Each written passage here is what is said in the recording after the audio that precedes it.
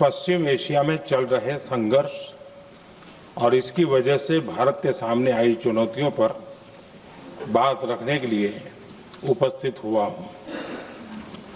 इस समय पश्चिमी एशिया की हालत चिंताजनक है। बीते 2-3 हफ्तों में जयशंकर जी ने और हरदीप पुरी जी ने इस विषय पर सदन को जरूरी जानकारी दी है। अब इस संकट को 3 सप्ताह से ज्यादा हो रहा है। इसका पूरे विश्व की अर्थव्यवस्था पर, लोगों के जीवन पर बहुत ही विपरीत असर हो रहा है। इसलिए पूरी दुनिया इस संकट के जल्द से जल्द समाधान के लिए सभी पक्षों से आग्रह भी कर रही है।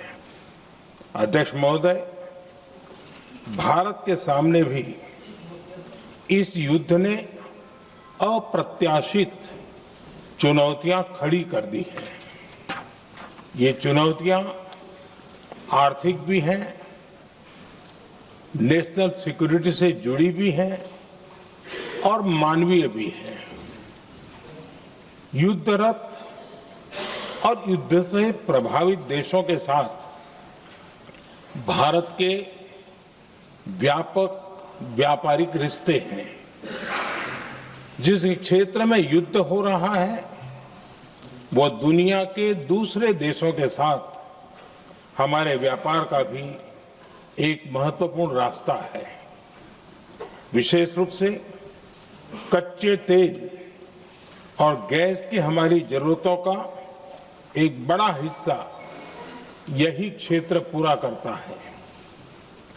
हमारे लिए ये रीजन एक और कारण से भी अहम है। लगभग 1 करोड़ भारतीय खाड़ी देशों में रहते हैं और वहां काम करते हैं। वहां समंदर में जो कमर्शियल शिप चलते हैं उनमें भारतीय क्रू मेंबर्स की संख्या भी बहुत अधिक है। ऐसे अलग अलग कारणों के चलते भारत की चिंताएं स्वाभाविक रूप से अधिक है। इसलिए ये आवश्यक है कि भारत की संसद से इस संकट को लेकर एक मत और एकजुट आवाज दुनिया में जाए।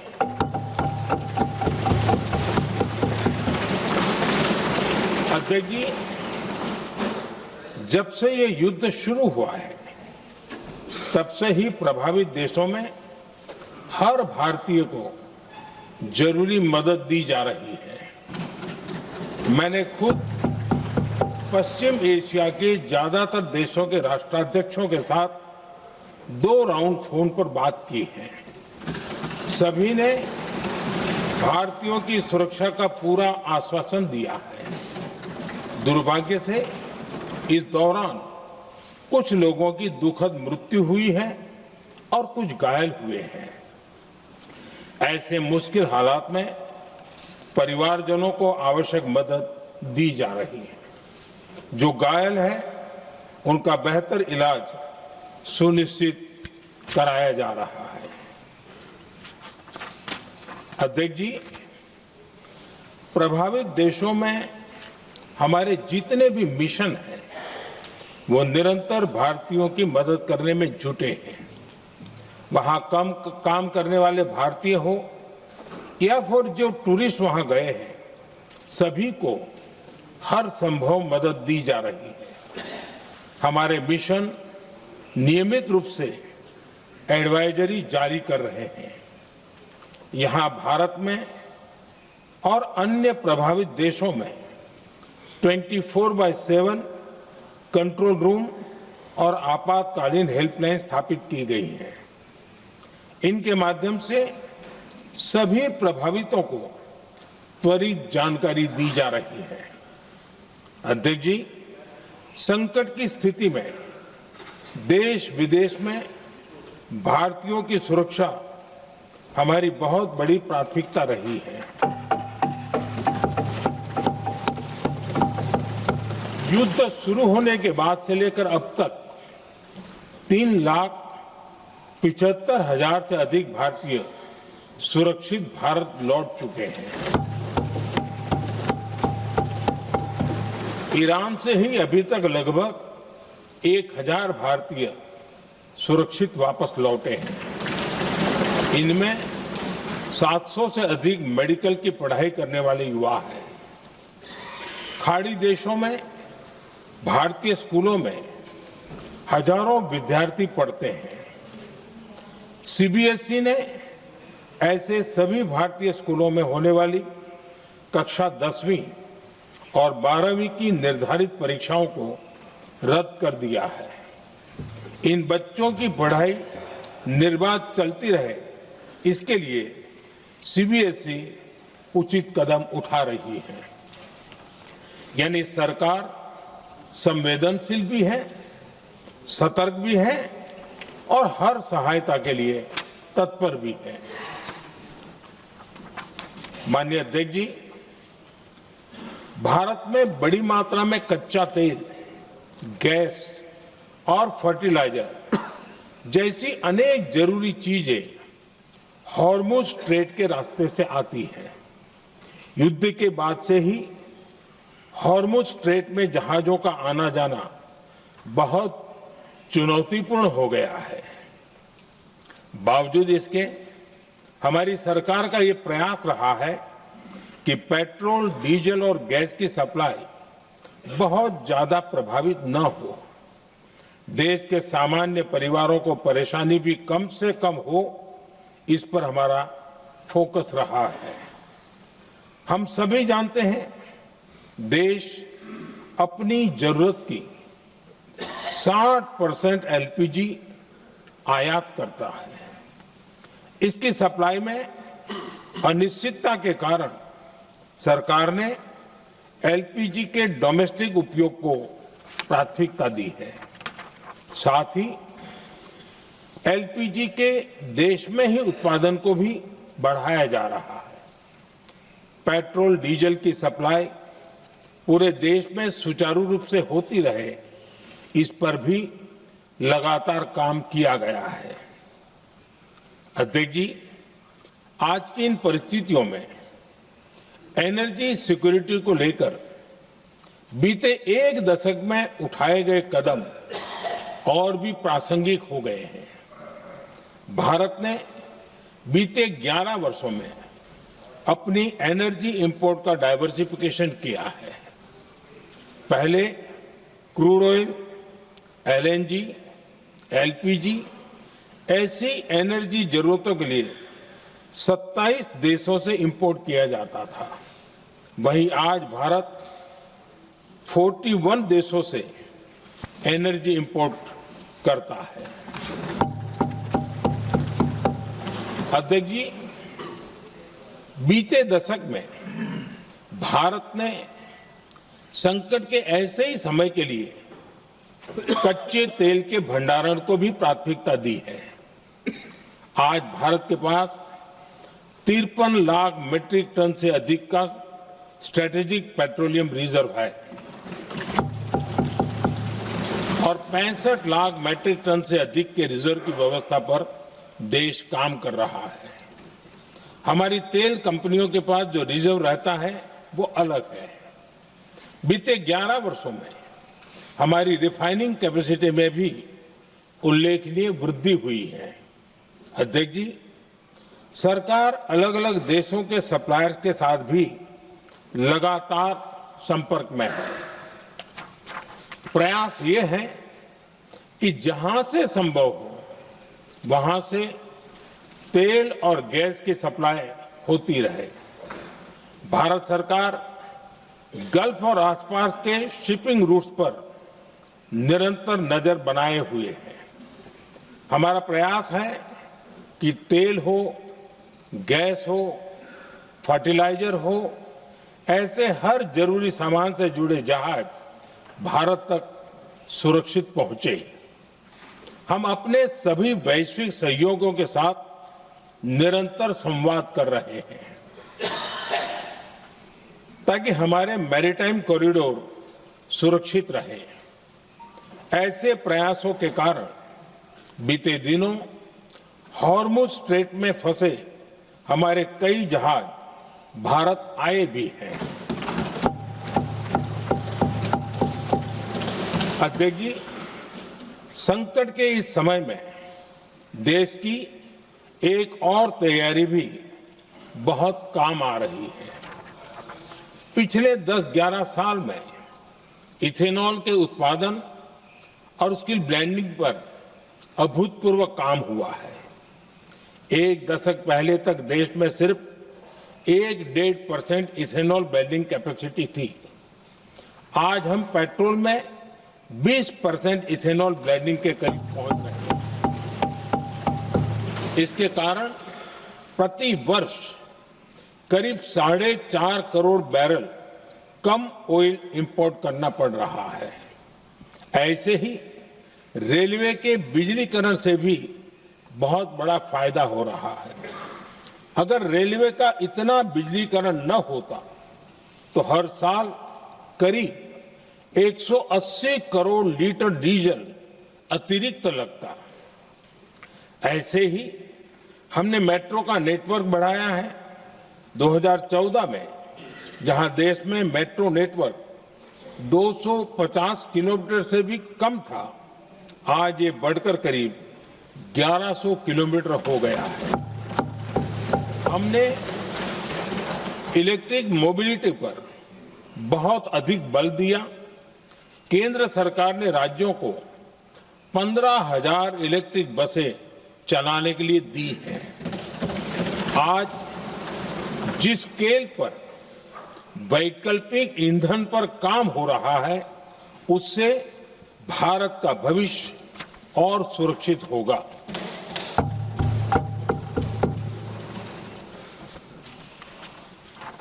आदरणीय अध्यक्ष जी, हम जानते हैं कि एनर्जी आज इकोनॉमी की रीढ़ है और ग्लोबल एनर्जी नीड्स को पूरा करने वाला एक बड़ा सोर्स वेस्ट एशिया है।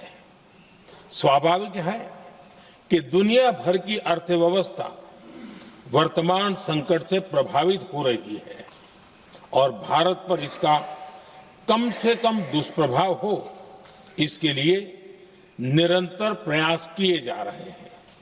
सरकार इसके शॉर्ट टर्म, मीडियम टर्म और लॉन्ग टर्म ऐसे हर असर के लिए एक रणनीति के साथ काम कर रही है। आज भारत की इकोनॉमी के फंडामेंटल्स मजबूत है। इससे भी देश को बहुत मदद मिली है। हम हर सेक्टर के स्टेक होल्डर्स के साथ चर्चा कर रहे हैं। जहां भी जरूरत है उस सेक्टर को आवश्यक सपोर्ट दिया जा रहा है। भारत सरकार ने एक इंटर मिनिस्ट्रियल ग्रुप भी बनाया है। ये ग्रुप हर रोज मिलता है और हमारे इंपोर्ट एक्सपोर्ट में आने वाली हर दिक्कत का आकलन करता है और ये ग्रुप आवश्यक समाधान पर भी निरंतर काम करता है। मुझे पूरा भरोसा है कि सरकार और इंडस्ट्री के साझा प्रयासों से हम परिस्थितियों का बेहतर सामना कर पाएंगे। माननीय अध्यक्ष जी, एक बड़ा सवाल ये है कि युद्ध का खेती पर क्या प्रभाव होगा। देश के किसानों ने हमारे अन्न के भंडार भर रखे हैं, इसलिए भारत के पास पर्याप्त खाद्यान्न है। हमारा ये भी प्रयास है कि खरीफ सीजन की ठीक से बुआई हो सके। सरकार ने बीते सालों में आपात स्थिति से निपटने के लिए खाद की पर्याप्त व्यवस्था भी की है। अतीत में भी हमारी सरकार ने दुनिया के संकटों का बोझ किसानों पर नहीं पड़ने दिया था। कोरोना और उस समय के युद्धों के दौरान उस समय भी ग्लोबल सप्लाई चेन में डिस्ट्रप्शन आ गई थी। दुनिया के बाजार में यूरिया की एक बोरी 3,000 रुपये तक पहुंच गई। लेकिन भारत के किसानों को वही बोरी 300 रुपए से भी कम कीमत में उपलब्ध कराई गई।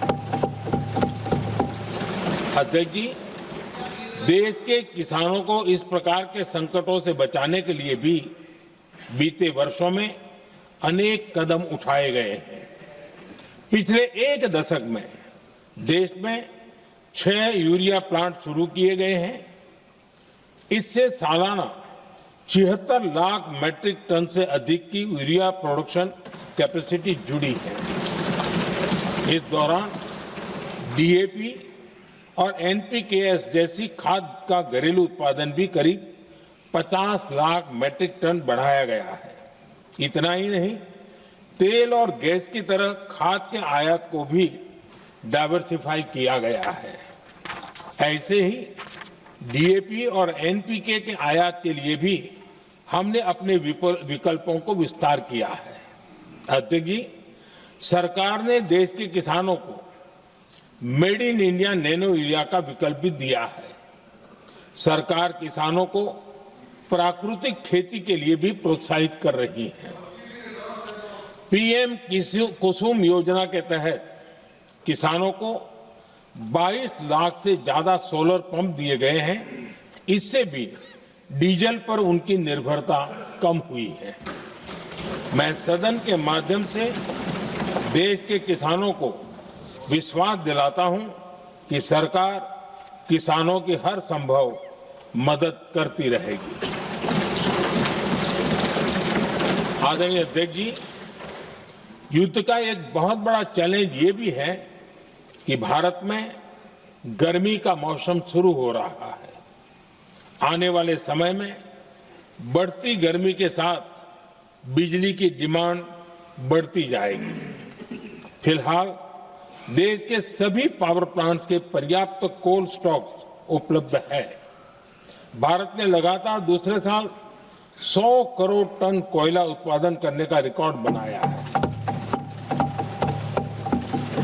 पावर जनरेशन से लेकर पावर सप्लाई तक के हमारे सभी सिस्टम की निरंतर मॉनिटरिंग भी की जा रही है और सरकार की तैयारियां उसको रिन्यूएबल एनर्जी से भी मदद मिली है।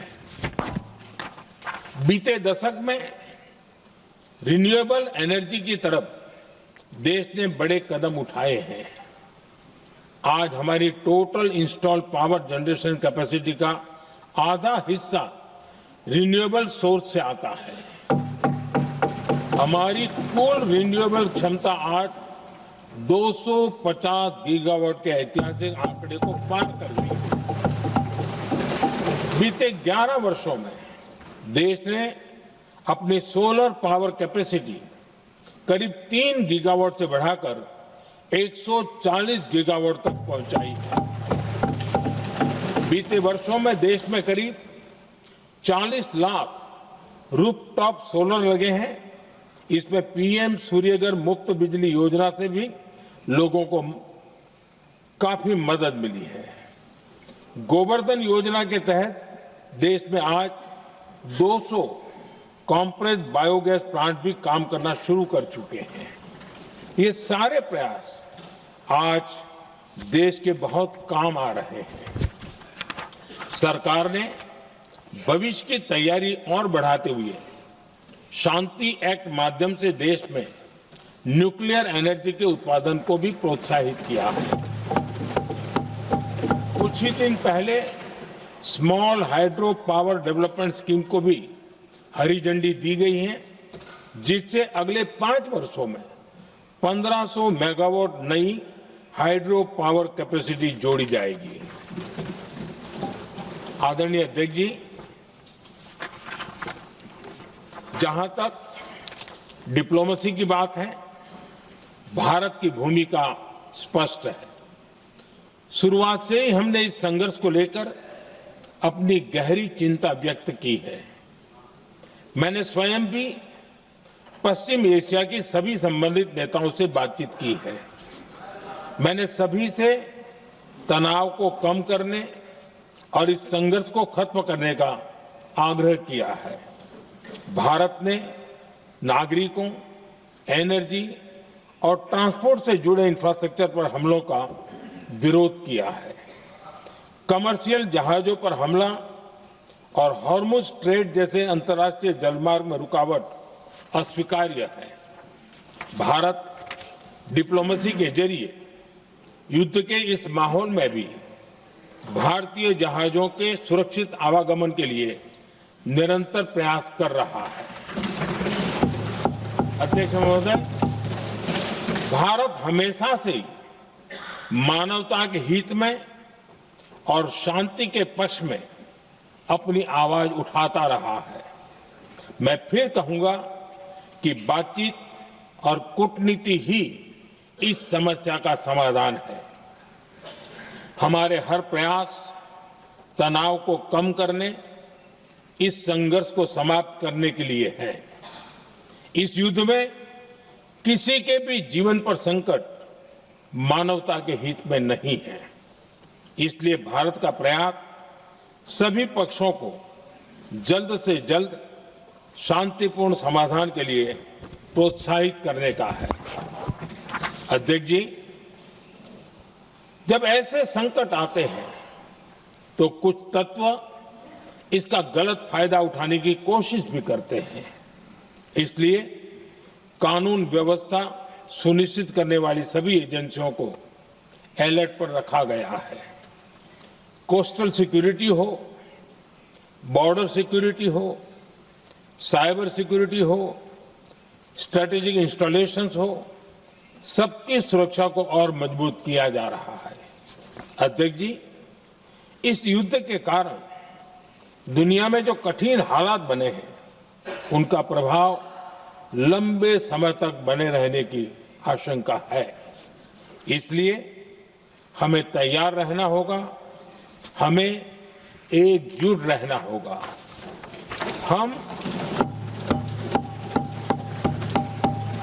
हम कोरोना के समय भी एकजुटता से ऐसी चुनौतियों का सामना कर चुके हैं। अब हमें फिर से उसी तरह तैयार रहने की आवश्यकता है। धीरज के साथ, संयम के साथ, शांत मन से हमें हर चुनौती का मुकाबला करना है और यही हमारी पहचान है, यही हमारी ताकत है। और हां, हमें बहुत सावधान और सतर्क भी रहना है। हालात का फायदा उठाने वाले झूठ फैलाने का प्रयास करेंगे, ऐसे लोगों की कोशिशों को सफल नहीं होने देना है। मैं देश की सभी राज्य सरकारों से भी इस सदन के माध्यम से आग्रह करूंगा, ऐसे समय में कालाबाजारी करने वाले, जमाखोरी करने वाले एक्टिव हो जाते हैं। इसके लिए कड़ी मॉनिटरिंग जरूरी है। जहां से भी ऐसी शिकायतें आती हैं, वहां त्वरित कार्रवाई होनी चाहिए। देश की हर सरकार और देश का हर नागरिक जब मिलकर चलेंगे तो हम हर चुनौती को चुनौती दे सकते हैं।